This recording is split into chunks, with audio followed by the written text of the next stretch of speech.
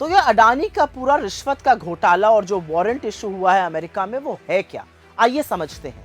अडानी जी America गए, वहां के स्टॉक एक्सचेंज पर लिस्टेड एक कंपनी थी अजोर पावर, उसके साथ साठगांठ की, प्लान बनाया कि भारत में सोलर एनर्जी प्रोजेक्ट लगाए जाएंगे।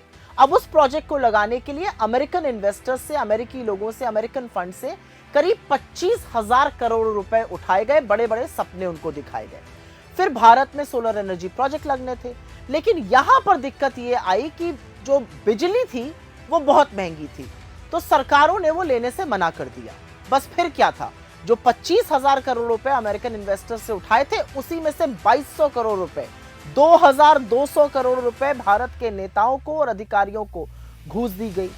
इससे हड़कंप मच गया। अमेरिका का जो मार्केट रेगुलेटर है एसईसी, जैसे हमारे यहाँ सेबी है वैसे वहां पर एसईसी है, एसईसी और एफबीआई ने अपनी जांच में पाया कि हिंदुस्तान में घूस दी गई है और अमेरिकन इन्वेस्टर्स के साथ धोखाधड़ी करी गई है। उसके बाद 2 साल तक ये जांच चली।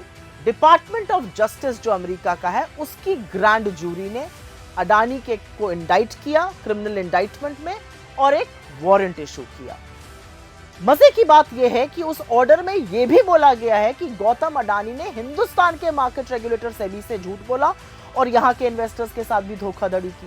लेकिन कितने कमाल की बात है कि हिंदुस्तान में घूस देने का मामला, हिंदुस्तान में सेबी से झूठ बोलने का मामला, अमेरिका में इस पर कार्रवाई हो रही है, अमेरिका इसके खिलाफ एक्शन ले रहा है, अमेरिका में वो मोस्ट वांटेड अपराधी बन गए, लेकिन नरेंद्र मोदी के रहते हुए हिंदुस्तान में कोई उनका बाल बांका नहीं कर पा रहा है।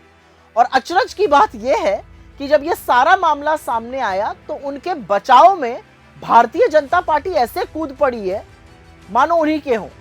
अरे मोदी अडानी थोड़ा पर्दे के पीछे रहने दीजिए, पर्दे के आगे तो थोड़ा दूरी बनाए रखते।